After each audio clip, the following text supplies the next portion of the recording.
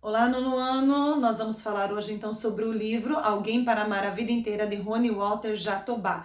Isso não será uma sinopse, não será uma resenha, mas sim um resumo resenhado, um resumo com opinião, com começo, meio e fim, né? Nós temos uma diferença entre esses gêneros textuais. Sinopse é um apanhado das principais características da obra, né, do enredo, deixando aquele gostinho de quero mais para que a pessoa leia a obra, se interesse, queira conhecer. A resenha é a sinopse, mais uma opinião, né? Mais um juízo de valor da pessoa que leu o livro a respeito da obra, sem também entregar o final. Eu agora vou entregar o final do livro, porque nós já fizemos esse trabalho, vocês já me entregaram os textos de vocês a respeito deste livro, tão intrigante e difícil de ler. Por que ele foi difícil de ler, meus queridos?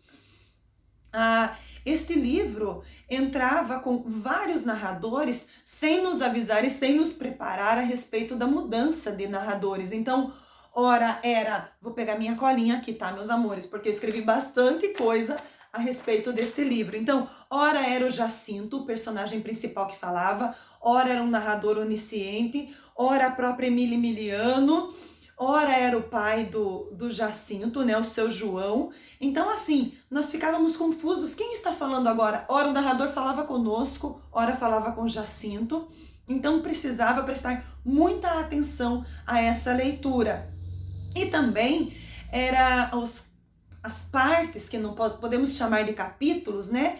Elas não eram fluidas, não eram sequenciais, né? Elas paravam, inclusive, um de vocês entregou para mim um texto e no final colocou: professora, o livro começa no fim e termina no começo. É mais ou menos isso. Começa o livro com Jacinto chegando na Bahia para encontrar com Emília Emiliano, que estava grávida dele, levava um filho seu, né, na barriga. É assim que começa o livro. Mas assim que nos mostra esse pedaço da chegada dele, já vai para o começo da história. Então, assim que mostra o final da história, já vai para o começo da história. Isso seguindo a leitura do livro. Complicado, né? Nós vemos, então, o seu João e a dona Elvira, que eram os pais de Jacinto, o famoso Jarré, que depois ganhou esse apelido, indo de Osasco, da periferia de Osasco, para São Miguel, zona leste de São Paulo. Ele havia construído, né, uma casinha lá, e então eles estavam se mudando. Um fato muito marcante é quando eles deixam o cachorro Peri para trás. Acho que foi uma das coisas que mais me marcou neste livro, viu? Quando ele ficou correndo atrás do caminhão, foi se atropelando, foi caindo e foi desaparecendo. E o Jacinto, então, foi sentindo a perda do seu cãozinho de estimação. Aparece nesse momento de Osasco também um tal de Filinto, que era o amigo invejoso do seu João, né? O seu João estava indo para uma vida melhor, saindo da periferia de Osasco para São Miguel, zona leste de São Paulo. E o Filinto passa por ali, eles meio que se provocam, soltam farpas do tipo, tô melhorando de vida, né?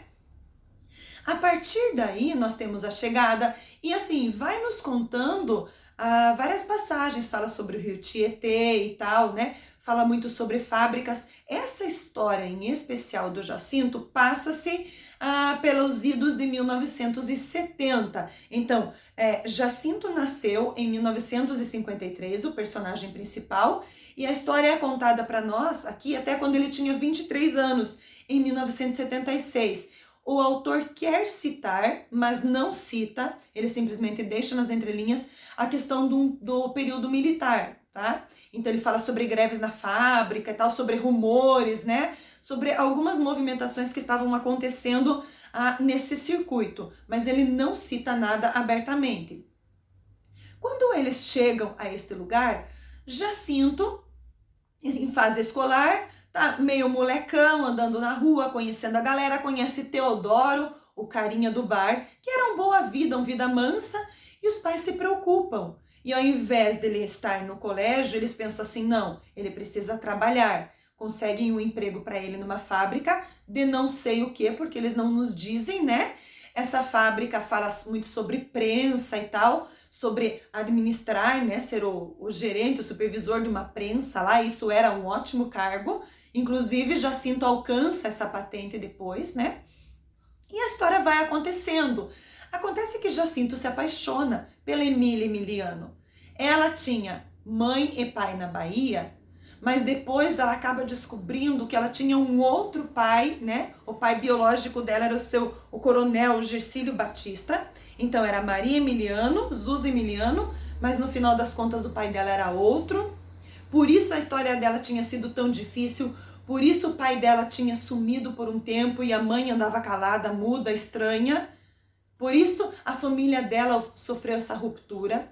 Fala-se sobre esta Emília Emiliano como se ela tivesse sofrido alguma violência sexual, que ela manda uma carta. É um trecho bastante confuso que você teria que voltar à leitura várias vezes, né, para poder compreender essa questão de como aconteceu tudo isso. Mas Jacinto se apaixona perdidamente por ela. E, na verdade, não consegue administrar essa sua paixão. Ele está na fábrica, a fábrica está, para ele, está tudo indo bem, porque um tal de Felipe perde o dedo na prensa meio que de propósito. E o Jacinto assume essa postura do Felipe na prensa, mas ele começa a adoecer, ele não consegue parar de pensar na Emília Emiliano, e é quando ele parte, então, né? Esse é o final do livro, quando ele parte para encontrar com ela, que é o começo da história. Confuso, né? Um pouco. Mas se nós pararmos para pensar, é uma literatura histórica, né, de um período brasileiro aqui que conta traços da população brasileira mesmo, dos nordestinos que vieram a São Paulo para melhorar de vida, o quanto para cada um deles é importante construir a sua própria casa, ter o seu lugar sem ter que pagar, né, aluguel, o quanto trabalhar numa empresa, ter um serviço fixo era importante. E deixa aqui para nós, né, para quem conhece essa região da Zona Leste de São Paulo, ele cita várias localidades, até anotei aqui na minha colinha. Ele fala sobre São Miguel, sobre Osasco, Brás, o Parque João Pedro, ele fala sobre Guaianazes, Herminino Matarazzo, Guarulhos, Suzano, o Rio Tietê, e também cita a Bahia. Então, assim, é bastante histórico, bastante local, né? Muitos de vocês talvez não conheçam essas localidades, mas para quem já se movimentou na Zona Leste, sabe do que ele está falando, sabe do tamanho da população que tem naqueles locais, né? E o quanto os nordestinos construíram a história dessas localidades. Então, é um livro histórico de registro para nós, foi o que Rony Walter Jatobá fez. Lembram-se que nós lemos também Sina, do mesmo autor? Ele segue praticamente a mesma lógica, deixando um registro histórico de um determinado período, de uma determinada região, né, de pessoas que foram construindo essa localidade. Acontece no livro algumas questões que nós ficamos pensando, será que isso foi proposital ou não?